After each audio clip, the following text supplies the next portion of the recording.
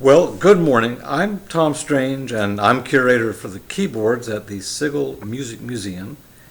And I wanted to bring forward a harpsichord today that we haven't talked about before, but I think you're going to find very interesting. This is the 1781 Shudi and Broadwood Harpsichord, made in London. And it is among the most, if not the most expressive harpsichords ever made. Just a beautiful instrument, and I want to talk about some of the interesting things that went on to make this harpsichord all that it was. It was made in London, made by Burkett Shudi, who was one of the larger of the harpsichord makers in the world at the time, and Jacob Kirkman being the other, perhaps even larger harpsichord maker in town. And they're making these mahogany veneered cross-banded instruments, by this time in some numbers, so that the Kirkman firm was putting out something in the neighborhood of 30 harpsichords, and Shudi and Broadwood, in this case John Broadwood himself, is bringing forward this harpsichord among the beginnings of square piano making that he's doing. So 1781, an interesting time. It was a time when the Shudi firm, really began to explode, and they were making 20 to 30 harpsichords a year, and would be doing so for several years to come, while the firm built even further on the square piano business, and then later the grand piano business, such that by the beginning of the 19th century, it was one of the largest firms in the world. To understand this harpsichord, though, we actually have to go back a little bit. We have to go back about 11 to 12 years to the year 1769. In 1769, a number of wonderful things were happening with Burkett Shudi and what was going on at his firm. In particular, John Broadwood had joined his firm in 1761, and by 1769 had moved through journeyman to foreman of the shop to becoming named a partner for Burkett Shudi, so that it would become Shudi and Broadwood. And then he gave permission for John Broadwood to marry his 19-year-old daughter, Barbara, and so that made John part of the family. And then Shudi and Broadwood, and I suspect they were both involved in this, began working on a louver system to control the sound that comes out of the harpsichord, such that you could produce something that was extremely expressive. So the 1760s were a time when the old Baroque period is moving out.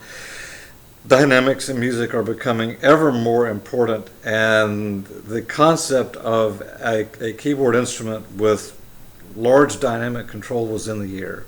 And so we see Roger Plinius and others in London building various inventions that they were using to help express the dynamics in music in a keyboard instrument.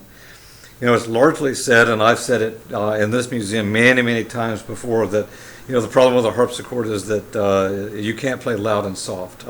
If you play the keyboard very, very softly, or if you jam on it very hard, that it doesn't really make a big difference in the sound. This is true, but it's also false. So a harpsichord, in fact, can play louder or softer, certainly can give the impression of doing so by how the harpsichordist approaches chords and approaches the mixture of the music, such that a talented harpsichordist can readily produce something that sounds like dynamics, even with a harpsichord where each note is plucking the string and each pluck is the same pluck, and so the sound ostensibly is the same.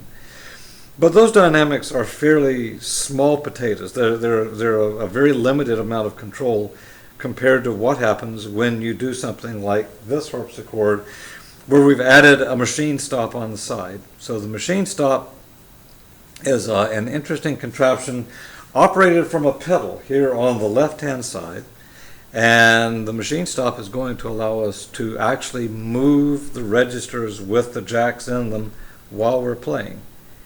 And when we do that, something very, very interesting can take place. And I'm going to try to demonstrate it to you.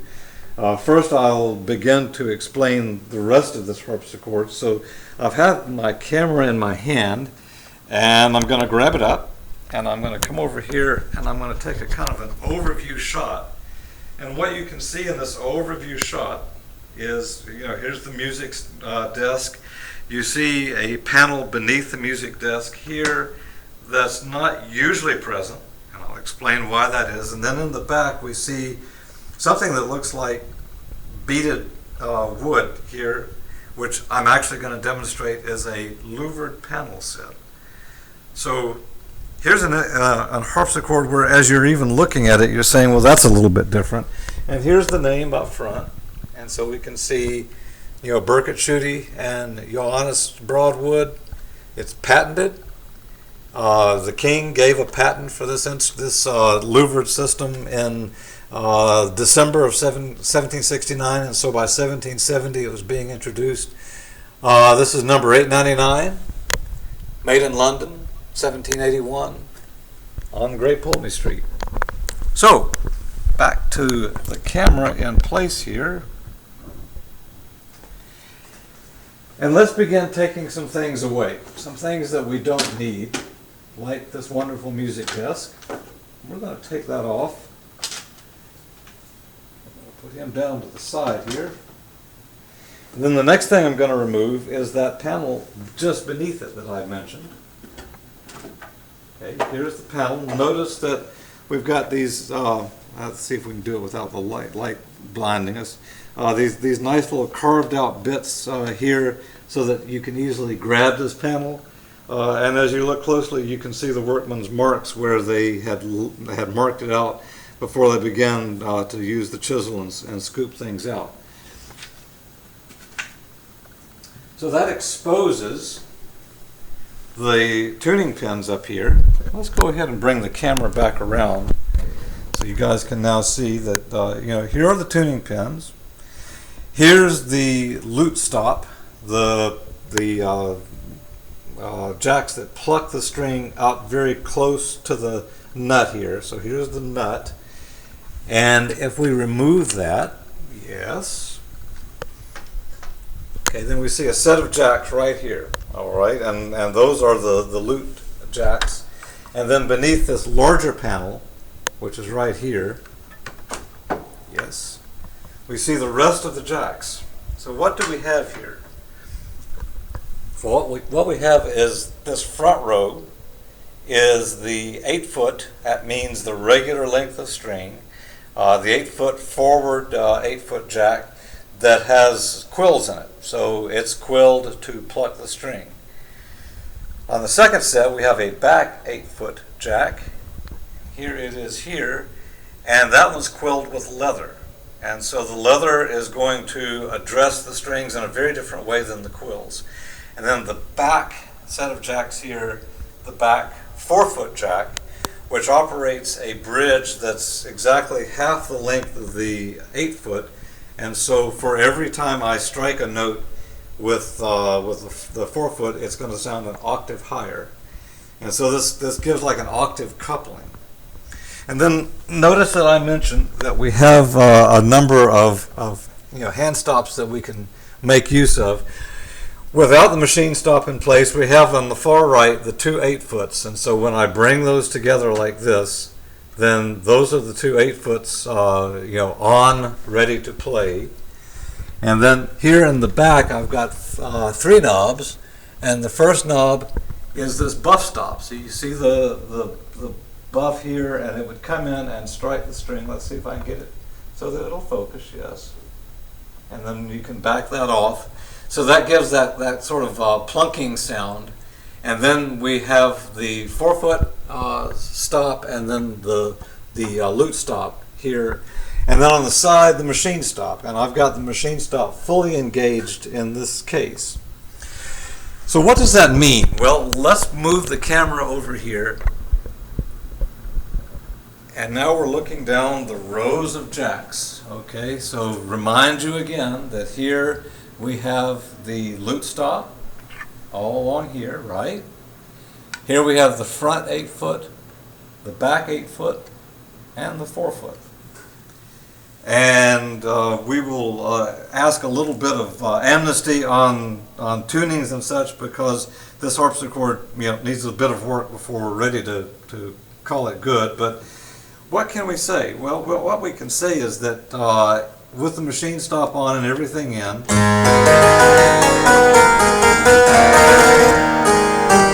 we have that kind of full sound.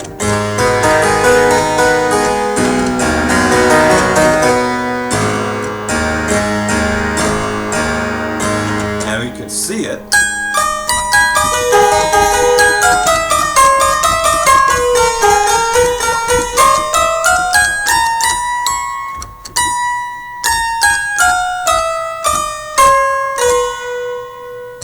So it's a little out of tune. Yes, the 4-foots in particular are very far out up there. We'll get those next time. Now, what happens when I begin to push this left-hand pedal? Well, what will happen is, the first thing is that you'll notice 2 sets of jacks begin to move, all right? The first set is the lute begins to come in, and the front 8-foot begins to come off. What does that do? So if I'm playing along, so I've lost those, I've just got the plectra, and then as I press in, you'll notice that then the 4-foot begins to move away. That's the last thing that happens. So that's leather only. On the top, I have moved from the 8-foot end to the lute. So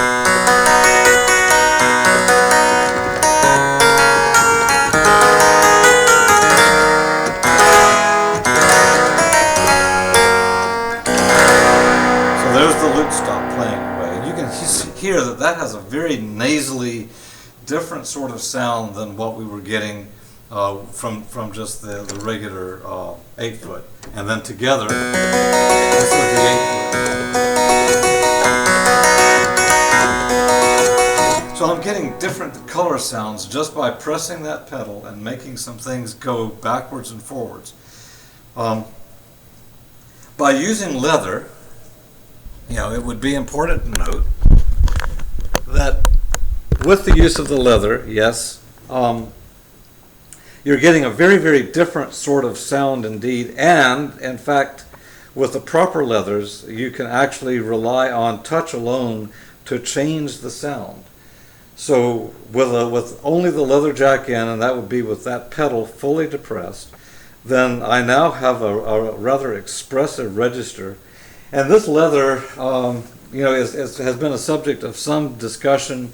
One of the neat surviving artifacts is the Longman and Broadwood Harpsichord at Mount Vernon, which came to Colonial Williamsburg for several months and a 6-week intensive measurement.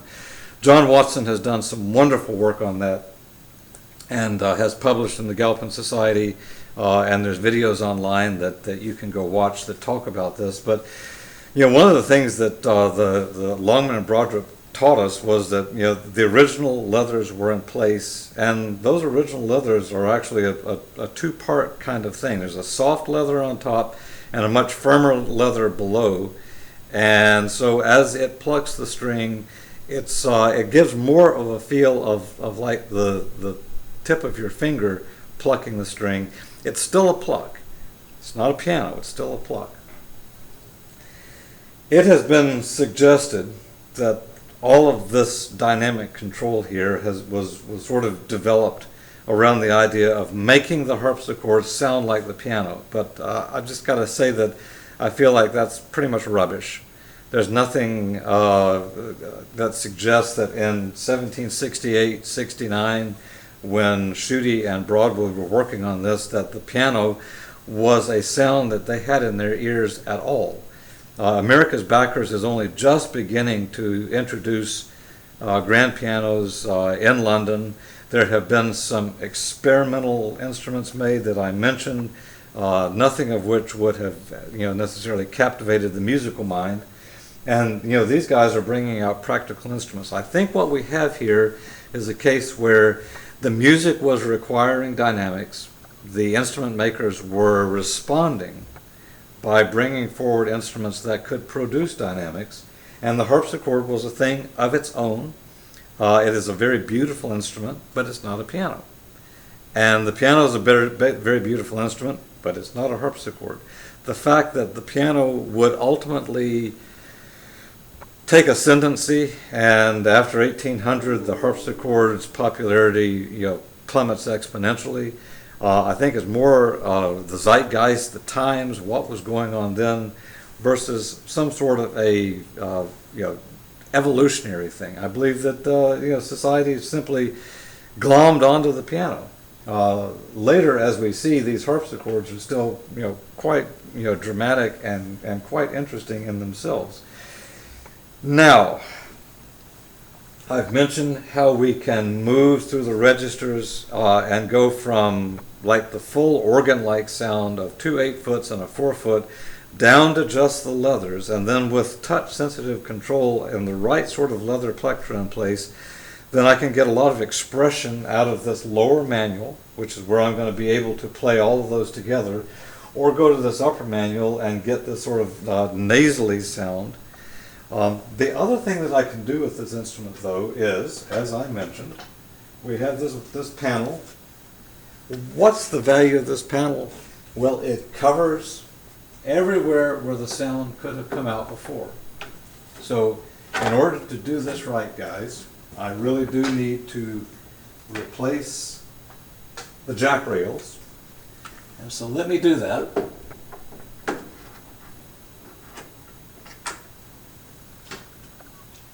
Otherwise, we'll just get into a world of hurt. All right. Those are now in place. We can put this panel back in place, so that now from the top, you can see that it's pretty well covered up. Now the reason to have it pretty well covered up is that I want to use this right-hand pedal to do something fairly extraordinary. And let me just see if I can show you.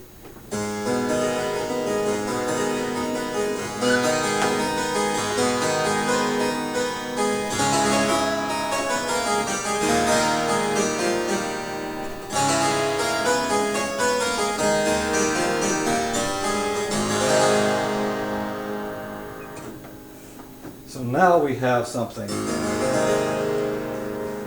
And then listen as I engage.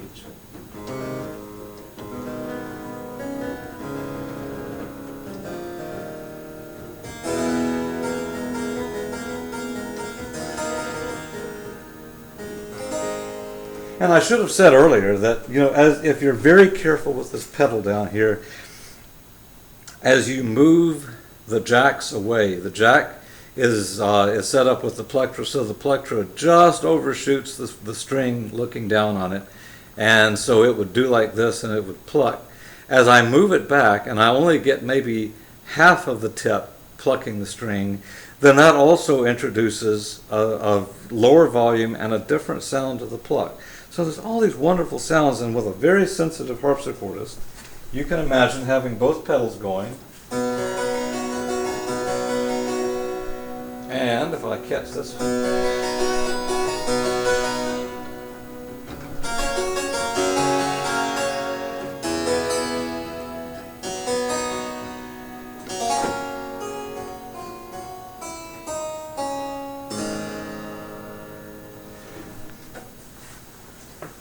So on a properly regulated, and this is not a properly regulated instrument, we haven't really had a chance to go in and do anything on this since it was acquired into the collection here at Sigal Music Museum.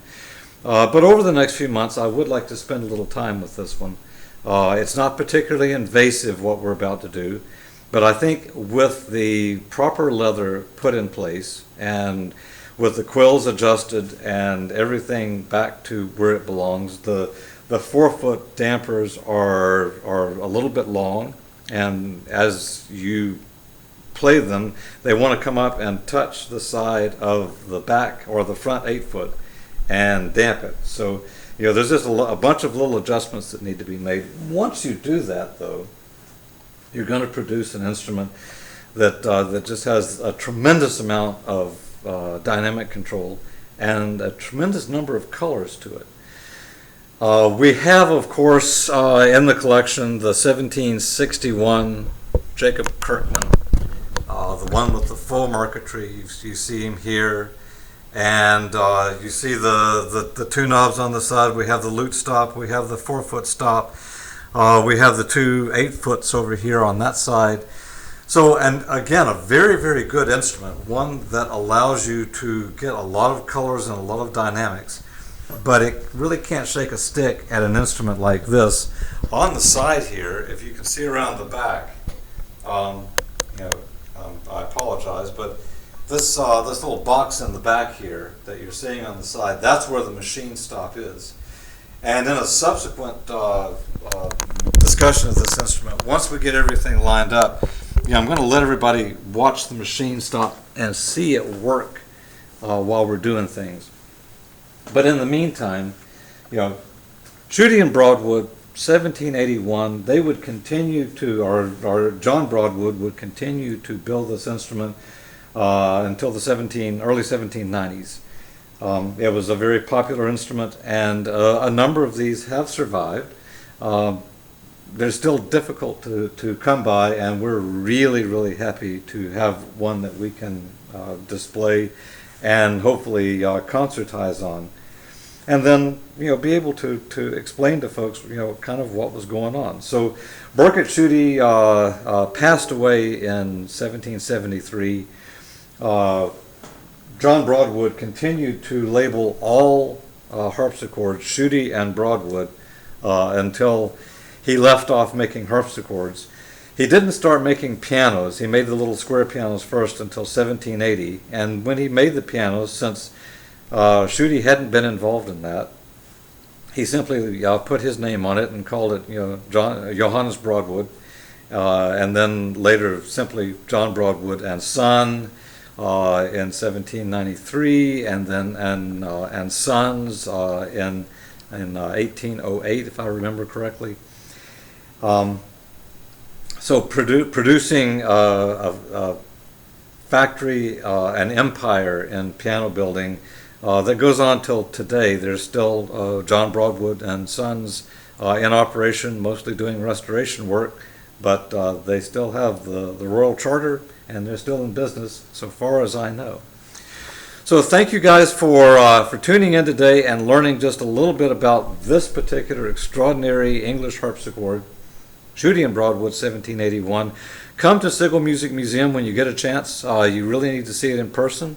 Until then, we'll be back pretty much every week with a new video now. We thank everybody for giving us the time this summer to mount this great exhibition, and we're so happy to have it up and running. It'll be running through end of 2021 at least, so you have plenty of time to come and see it. Thanks, and we look forward to seeing you here in Greenville.